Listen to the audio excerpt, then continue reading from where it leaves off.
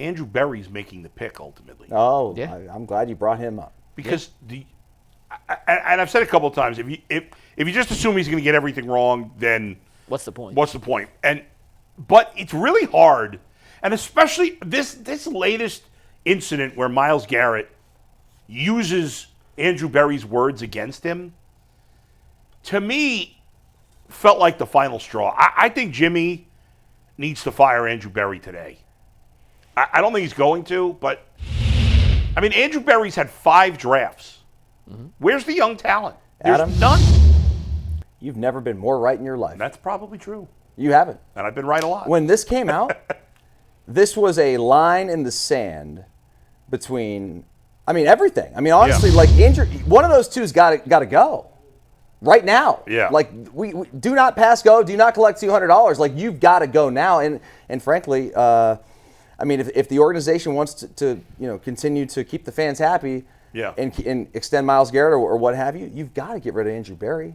You have to. And we know Jimmy Haslam, over the course of his ownership here, is impressionable by public opinion and frankly, no doubt. any opinion. And after he used, my goal is not to go from Cleveland to Canton, those specific words thrown back in Berry's face, it made, and we could argue deservedly so or not, Andrew Berry kind of looked like a fool. A complete fool. And if Jimmy Haslam, who had already given Berry the vote of confidence, there's no precedent and no reason for me to believe he wouldn't just completely change his mind on that and go reverse course, because now the public opinion is pretty clearly that guy messed up way more than we thought at first, even if it's the exact same situation.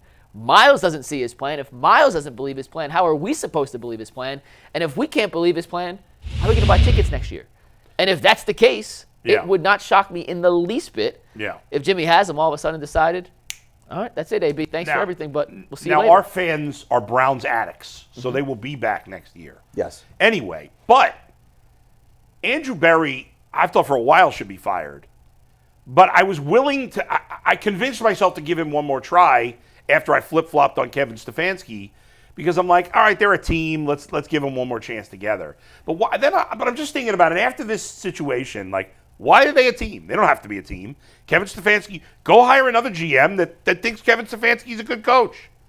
I'm sure there's plenty of we were told a million times by Jason and everybody else that everybody loves Kevin Stefanski. So there must be a lot of GMs out there that would be good with Kevin Stefanski as the coach. So find one of them, and because if you look at the talent on this team, who is on this team that is a good player that is under 29 years old? There's no one. 29? You stole my take. 29. David Njoku will turn, and Denzel Ward, I think, will both turn 29 before this season. So, who will play this year under 29? Yeah, You've got Martin Emerson, decent player. Decent player. You've got Jerry Jeudy, good player. Jerome Ford, do you put Newsome, fine backup running back. Newsome in that? Newsome, okay player. JOK, you got JOK, good player, but he's hurt. Know. Yeah. How many other guys? I guess Grant Delpit, probably. There's so few. This roster is more devoid. Look at the talent. offense specifically. Yeah. Your best player under 29 is Jerry Jeudy. I think Jerome Ford is probably the second best player under 29. And I don't even know if he's he's a backup. He's not an everyday back. No, he's a backup. I mean, Tillman maybe from what you saw, but there's not enough of a track. We don't know. That's what I'm saying. These are very average starters in the NFL. Yeah. At best. Yes. So, and those are you're supposed to be your young core. Yeah, your great that's pieces. it. The only young guy on the O-line is DeJuan Jones. We don't know if he can play. Zinter did not look good this year. Zinter looked terrible. David Njoku's about to turn 29 this summer. Your wide receivers are young, but we don't know if any of them are any good besides Jeudy. Frankly, they should trade Myles Garrett and get rid of Berry right now. Probably both of them. They probably should. Because here's the thing. Yeah. To your point about all these players who are not underage, so to speak, under that 29 age gap, like the only way you're going to get good young players is through these big draft picks, and you don't have any. No. So you could get rid of Garrett. Yeah. You're going to get probably 4 assets. Not 4 first-round picks. No. But probably 2. Absolutely. Right? Too. And then some other it's at least 2. And then some other things as well, right? So those things would then give you the ability to go after a nice whatever. I mean, you're going to get your quarterback and then some pieces to go along with it, right? And then on top of that, you have to think about like where this goes from here. If they're both here, or if one of them's here, like Myles Garrett's, if he wins this whole thing, and Barry's gone, well, and they extend him. Let's say they Yeah. extend him right now. Okay, well, guess what? If they're 3 and whatever next year, He's gonna they're ask for a going to trade trade him in the middle of the year for future assets, Right. which will then be used to entice another GM to come here because they got assets. Like, Right. This is just such a no-win situation for a lot of people. Yeah, and I understand. Listen, a lot of people think Myles Garrett won't be traded. The Browns have steadfastly said they won't trade him. It's very complicated to trade him from a cap standpoint. Crazy. But ultimately, so that makes it tricky. I said a week before the demand came out that I think the Browns are better off trading Myles Garrett in the long run, as great as he is, because it probably will take some time. Now, the quarterback turns things around quickly, but a situation like we saw in Washington this year is uncommon. To get to the NFC to a championship game, and in the AFC, it's just the quarterbacks are so good in the AFC that even if the Browns get it right, it's still going to take some time for them to make progress. So we've said a couple times, and you have. Yeah. I agree with you. Dustin said it, that the Browns are not just a quarterback away. When you look at the roster, there are bigger holes, or not bigger holes, but They're other a holes. quarterback away from being a playoff contender. So whenever we say that, Yeah. we end up getting a ton of comments that say, you guys are crazy. Look at this roster. They made the playoffs last year. No, those people are wrong. Well, just hear me out Yeah, for a sec. yeah. Entering 2024, remember the 33rd team did the best rosters in football. They had the Browns in the top 5. Yeah, they were wrong. When you look at, and we should do this exercise right now. It'll take 2 minutes. Let's go through the Browns roster. We can start at the top and go down. Yeah. Guys where we thought they were entering last season, are they going to be better or worse in 2025? Or at least what we thought they could be. Yeah. Like who's... Well, first of all, everybody across the board overrated the talent on the Browns because the defense had a special 2/3 of a season. Yes. And we ignored the quarterback differentiation and the home and away the fact splits. that they played against a lot of bad quarterbacks. We ignored that. We made nothing of it because the team was playing well. Every so often, before we do what you want to do, and that's good, there's a team that jumps up, has a good year, and it's unsustainable. And we ignored that. And it was unsustainable how they won.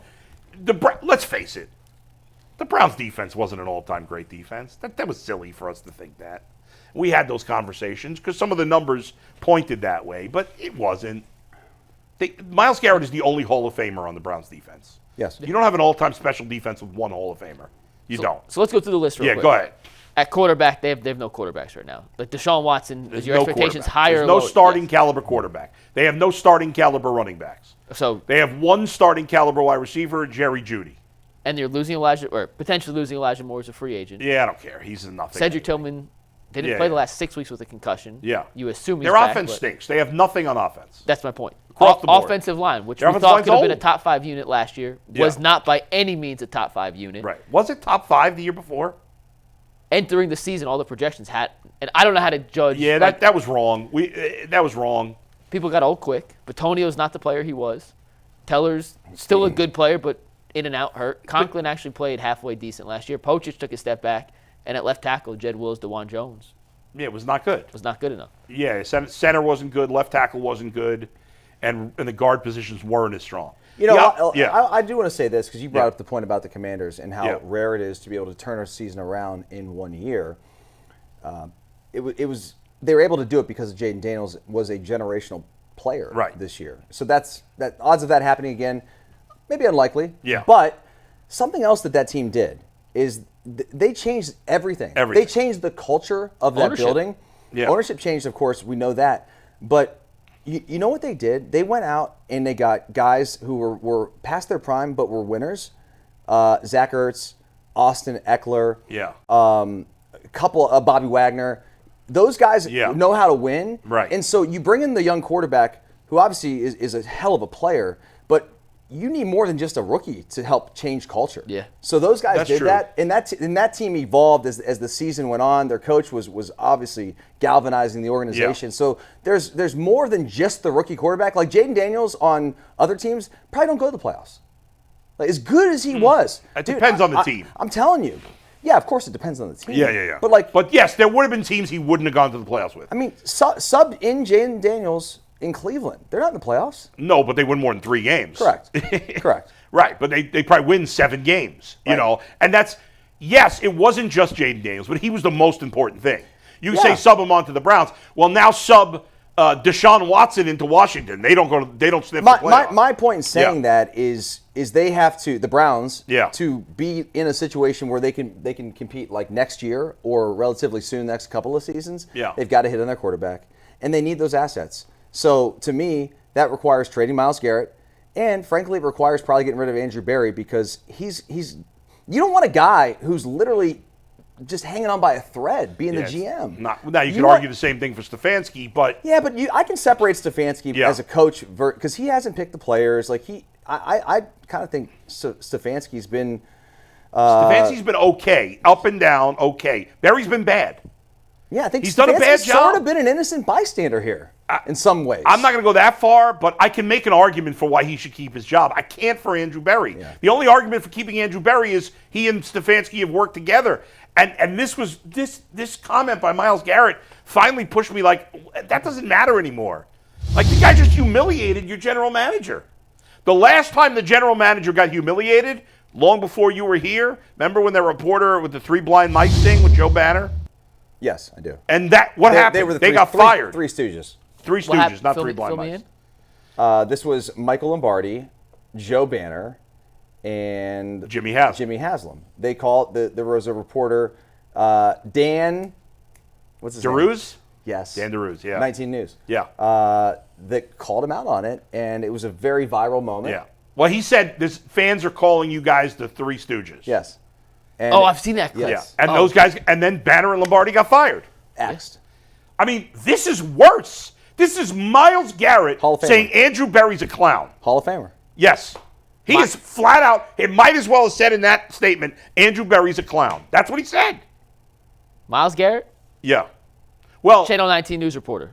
Which one carries Dan more DeRuse significance? is a very well-respected reporter. That's not a shot at Dan DeRuse. No, but I know. Myles Garrett versus any media member in Cleveland, Myles Garrett's going to win that. Except for me, but yes, all right, fine. Myles, this is humiliating, and Andrew Berry should be fired. There's no doubt about it. What has he done well? He's traded for wide receivers well. That's so overrated. That's it. What has he done what has that done for this team? You just asked what traded for wide receivers. I'm just telling you, he's made some good wide receiver trades. You know, I mean, it's not like he made some brilliant trades. He got guys on the cheap because teams were trying to get rid of him. Yes, but he did well. I'm just giving you an answer. I can't. I'm not getting. He traded for Elijah Moore. That was a terrible trade. You don't win them all. Listen, I'm with you. Like no one's here defending Andrew Berry. I'm just Andrew Berry. He's needling you here right has now. done a terrible job as the GM. He had 5. He's had 5 drafts. The best player they've gotten in those 5 drafts is J.O.K., who's hurt. Yeah. The second best player they've gotten is who? Delpit. Who are the possibilities? Delpit, Newsome, Jed Wills, Emerson. I feel like I'm forgetting. I have a hard time Emerson. remembering who drafted who. Honestly, man. Those are all His picks. He did not. Who are the best players on this team? Myles Garrett. He didn't acquire him. No. David Njoku. He didn't acquire him. Ward. Jerry Jeudy, he acquired. Chubb. Denzel Ward, he did not. Chubb he did not. He's not on the roster right now. Bitonio, he did not. Teller, he did not. That's probably your best 7 guys right there. So one of the 7. Did he draft Delpit? Yeah. I think so. Okay, he drafted Delpit. Delpit's okay. He's done nothing. He's done nothing. The free agent He did signings, draft J.O.K. The free agent I said that, but he's hurt. You know. When you look at his free agent signings too, Yeah. they spent some decent money on guys that just have not panned out to what you expect. You look at the safeties, John Johnson and Juan Thornhill. Terrible. On Thornhill. Hooper. Wasn't Hooper a big free when he first Awful. started? Yeah. Dalvin Tomlinson's been fine, but remember how much money they spent paid him a lot. He's been and just he has a guy. not lived up to that No. level of money. I mean, go through the free agents. I'm probably missing one that did hit. Yeah, all the guys they've signed at linebacker and D-line are all none of them have they're panned okay. out to the way that you would hope they pan out for the Yeah. money they've allocated. to those Ogbo positions. Okoronkwo, he went backwards this year. What did he do? Just a guy. Enough. Yeah. They added.